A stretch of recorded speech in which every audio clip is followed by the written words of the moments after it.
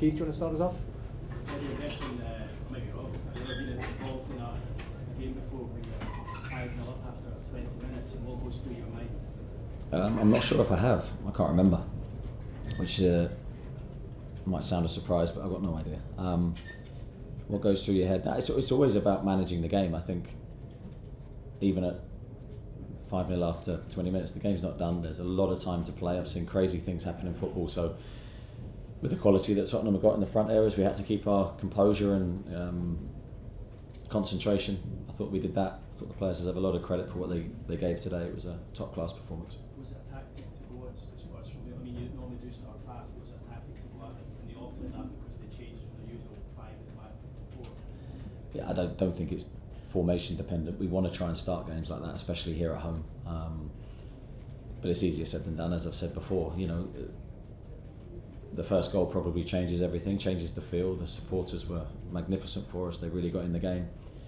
It was an electric atmosphere. It was an electric performance from us, and we were clinical in front of goal. So everything went our way in that early stage of the game. You touched on it in your first answer, but glanced down and saw you after about 15 minutes, before the time, and you and Jason Tinder were still barking orders at players. Did you feel there was still like improvement at that stage? Well, I think you're always in the game, so you always want more. So you're never going to sit there and sit back and go, right, lads, everything's great, because in football it can turn within seconds. So it's about demanding more and making sure we maintained our high standards from that early start to the game. We always want to try and give a team that is wanting to score in any phase of the game. So I mean, we pride ourselves on that, and the players delivered it brilliantly. And obviously across the pitch you had some outstanding contributions. I thought on the left hand side, Willock and Joe Linton together with their exchange was good, certainly as good as we've seen. Yeah, I thought those two players complemented each other really well. I think they've built actually a really good relationship in the last few weeks by dovetailing position, and they've got a really good understanding. But I thought all the units functioned today, so whether that's the front line, the midfield, the defence in conjunction with them in terms of feeding them the ball, and our relationships on the pitch were very good. So just finally, are you thinking about talking about Champions League yet, or is it still the same as? Me personally, Keith, no. I'm talking about Everton now and making sure we focus on our next game. We went there this time last year really in a very similar position, in the sense of evening game, Everton desperate for the win themselves, we were desperate for the win, and it was a difficult evening for us, so we need to learn the lessons from that. We know how hostile it's going to be. Damien? Eddie, that said, the players are going to be thinking and dreaming about that top four now. How do you keep feet on the ground? I think from what I see and feel from the group, I don't sense that. I don't sense they're looking ahead. I don't think we can afford to look ahead. I think we can only afford to look ahead as in day by day, and making sure that we come in to training tomorrow with the right attitude and thinking about our next performance and how we could have improved today's performance. That's always how I've worked. You review, you take the good bits and you take the bits you can improve, and then you try and put the foundations in place to allow you to improve. So that's what we're doing. And just on Alexander Isak, are we starting to see why you were prepared to pay so much money? I think that's always been there, to be honest, since he's come to the club, even from his first game against Liverpool. I think there's been evidence of why we thought so highly of him. Really pleased with him again today. He showed a real mixture in his game because he was going long and short and building play and helping link our front line, but then was there when we needed him to be to add the finishing touches to two great moves. Craig? Eddie, as good as your side were, what did you make of the opposition during the opening 20 minutes? I actually thought Tottenham at some stages in that game were very good. You know, when you look at Kane and Son's ability to counter-attack and to create chances, that they had 3 or 4 good chances in the game. They scored a good goal. So we were never comfortable, I didn't feel, to say that the game was won.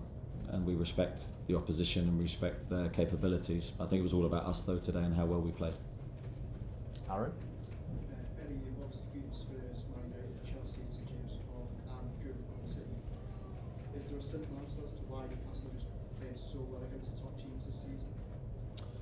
I think in part we have to mention the supporters. I think at home, with how we want to play, I think always say it's a two-way relationship. We need to give the supporters something to get into the game with. I thought we did that today.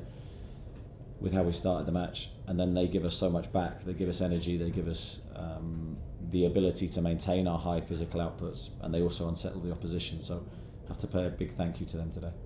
Jacob Murphy scored once before today. How important is it for him to start to add goals to his game? How big a boost do you think it's like? Yeah, I think every attacking player needs that in their game. They need goals, they need output.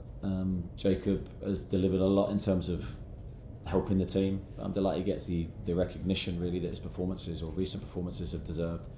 2 really good finishes. First one was a tight angle, the second one was an absolutely brilliant finish from range. But his all-round game again is of the highest level, so really pleased for him. Okay, George. Eddie, I mean, you are a very composed man, but that first 10 minutes, it was astonishing. It was dead steady. Do you not have any? There's no part of you kind of get lost in those moments at all when it's. No, because you're thinking about the next 10 minutes. So yeah, I enjoyed watching what I was seeing, and I was enjoying the team looking like it was playing at its very peak of what we can do. But there's always the next phase of the game, and I've got full respect for the opposition, so we knew the game wasn't over. But I think when I watch it back, that's when I'll truly appreciate what I'm seeing, and yeah, I'm just delighted with everyone. And then just a word on that pass from Joe Willock. I don't know if you've seen that again. I haven't seen it again, but I don't want to almost see it again because it would disturb my vision of what it was live. It was an incredible ball. The right angle, the right flight to get the whip on it that he needed with the outside of his right foot was it was a great pass. And again, sorry, just to kind of go back to that first point, I know you've already mentioned the crowd, but that atmosphere in such a big match for both teams does play a huge part in what you're doing and what you've done. It does, yeah. I think it's a two-way thing. We're a team, and either side has an important role within that team to make it as difficult as we can for every opponent that comes here. The crowd today were, I thought, incredible. I think that's up there with the best atmospheres I've experienced at St James's Park, and a big thank you to everybody. Luke? I know you're probably already thinking you've alluded to this, the key, but the job's not done, is it? This is no way, this can't be the pinnacle of your season at 5 or 6 months. No, it can't, Luke. You're absolutely right. I think we have a lot of work to do, a lot of games to come, a lot of points to play for. So nothing was decided today. Either way, nothing was going to be decided. But hopefully we can take all the positives from today in terms of performance, confidence, and we can use that to fuel us for these games that we have to come. So no, nothing's done. Does it get harder for you as manager to keep your feet on the ground, or is it a pretty sort of self-policing dressing room in that respect? I hope it is. I hope it's self-policing. I think we've got enough experience in there and enough experience of highs and lows within football to know that you can never get too high and carried away with what you've delivered. Certainly from my perspective, I've said many times I've got no problems dealing with the highs because I've had so many lows in my playing career, etc. So I'm already focused on Everton and making sure that we do everything in our power to try and win that game. And I would urge the players to do the same. And then I guess going away to celebrate, to analyse Everton videos and watch this game back this evening. I'll be watching this game back with a cup of tea and a biscuit probably. Ian? You said that never at any stage did you feel that you'd won the game. At half time, was your team talk suddenly going, well done, that was terrific, or was it, don't be careful, don't let Spurs back into the game? Neither, to be honest, because I don't believe in necessarily well dones at half time, because I think that breeds complacency. So it was about trying to identify areas we could improve. I think human psychology in that position is very different as well. I think when you're 5-0 up, our players are human beings, so I think the game's slightly different. We were urging us to attack and to continue our way of playing. Naturally, the second half though was slightly different. And because you set such high standards, was there a sense of personal disappointment when Harry Kane scored? I think whenever the opposition score, there's a feeling of disappointment. That's not just from me, that's from the whole team, because we pride ourselves on trying to keep clean sheets. Miles? A few people would expect to pick up here to come back into the side and left Spain. Murphy's performance underlined why you felt you can slightly fortunate. Yeah, don't think Jacob's done a lot wrong since he's come into the team. I think he's done a lot right. So it's very difficult to justify then leaving him out, as well as Miggy's done this season for us. And I think, again, when you look at it, they're the decisions that I want. Tough call. I certainly considered bringing Miggy back into the team. But I wanted to give the team a chance to respond from what happened at Aston Villa. I wanted to give an opportunity to go and put it right, because we did fall below our standards in that game for the first time, in my opinion, this season. And the response was emphatic.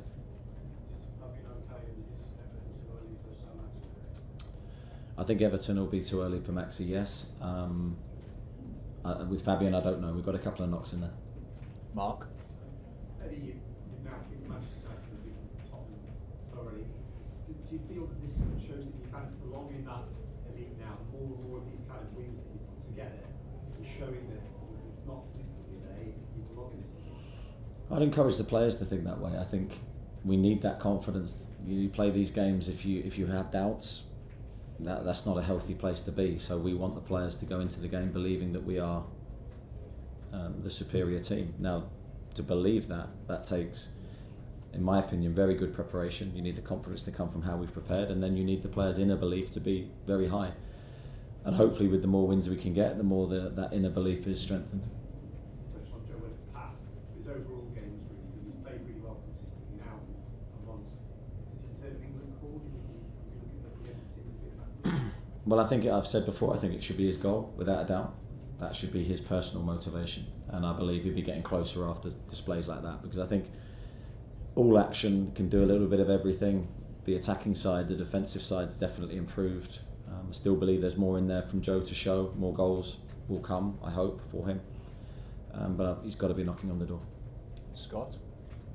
Just to go back to Jacob, Eddie, I mean, he's kind of the latest now of players who've been given a chance and been absolutely awesome. I mean, what do you think's changed in his game, or is it just a case that it's always been there, he just hasn't had the chance to show it, or do you feel that he has really developed this season? I think his game's come on. I think maybe for Jacob a consistency of positions helped. I think he's been, because he's so good in various roles, sometimes that's been a difficult for him to really get his teeth into what areas of his game he needs to work on, which is always difficult for any player if you're constantly changing. So I think maybe having that settled position off the right has really made him blossom, and he's then gone away, because he's a really hard worker behind the scenes. He's very diligent, always wanting to do extra, so he's been able to identify the areas he needs to improve, and he's really benefited from that, I think. Kieran? What's it like in the dressing room? Do you sense there's a hunger for more, there's no backpacking? A little bit of happiness, which you want, smiles, and that feeling of winning is so unique, and I'm delighted for the players that they're getting to experience that. And then, I spoke about moving on to the next game very quickly, because in a 3-game week you can't get too high, you can't celebrate. I don't want the players to necessarily celebrate that win. I want them to be happy and content, but I want our focus to be on preparing now for Everton. Do you feel that's just the latest standard setter that you can go up another level these days? I think you always have to believe that. I think if you're going, well, that's us at our best, there's only one place, and that's down. So that was a glimpse, hopefully, of what we're capable of, but you've got to believe there's better and more to come from us. Martin? It's 20 minutes of a game, and it's just less than a quarter, but is that as perfect performance in that period as you've had it in your career? Certainly my playing career never got that good, so my management career, I don't know. When I watched the game back, as I said before, I think, maybe in the last press conference I did, sometimes when you watch a game back and you think it's going to be really bad, it's not as bad as you think, and when you think it's going to be really good, it's not as good as you think. That's always been my experience. So that first 20 minutes, look, who knows what I'll think when I review it, but certainly in terms of goals and end product, it was a fantastic spell for us. And did you envisage that you could blow away a Champions League rival quite like that?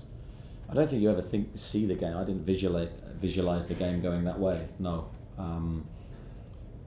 But you hope that you can really impose your game plan on theirs. You really hope your players can impose themselves on theirs. But you never know how the game's going to go, because that's one of the beauties of football, the unpredictable nature of the game. What really pleased me is that we kept our high standards throughout the game. We never lost our rhythm, really, although we didn't score as fluently after that period. We stayed very current and in the moment. In terms of how you would like your team to be identified, is that it? Well, I think that's it in terms of intensity, yeah.